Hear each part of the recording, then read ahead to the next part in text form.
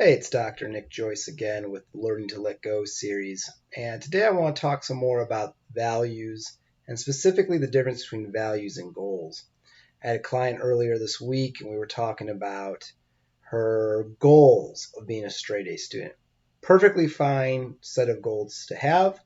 The problem is that for her, she's become very perfectionistic and very obsessive about these goals. And so instead of just going to class, studying, putting in the work to learn the material and get an A, she's spending a lot of time stressing and worrying about what if I don't do well on this test. And oh, I got an 89% on this, so I need to get a 94% on this in order to do well. But that test is 2 weeks off, and she's unable to just sort of be in the moment and focus and study. So she's trying to study. Half of her energy is off worrying about stuff. Not particularly helpful.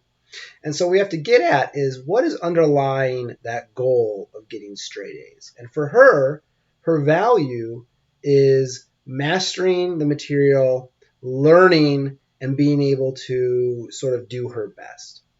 And those values oftentimes lead to a goal or an outcome of getting an A. And sometimes they don't.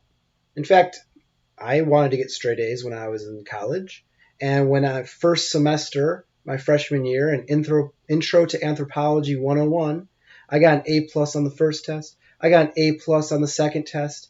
And that led to the final. And I studied the same way. And I taught the material to my friend. And somehow I got a C on that final. To this day, I don't know how. Ended up getting a B in the class.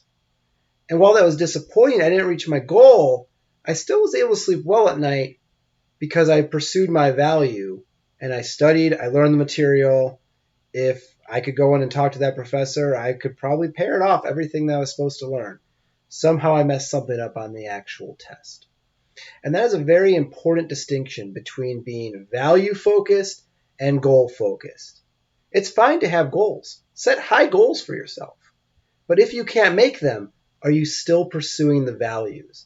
That's what you have control over. You don't necessarily have control over whether you reach the goal. You do have control over if you're living your values on a day-to-day basis.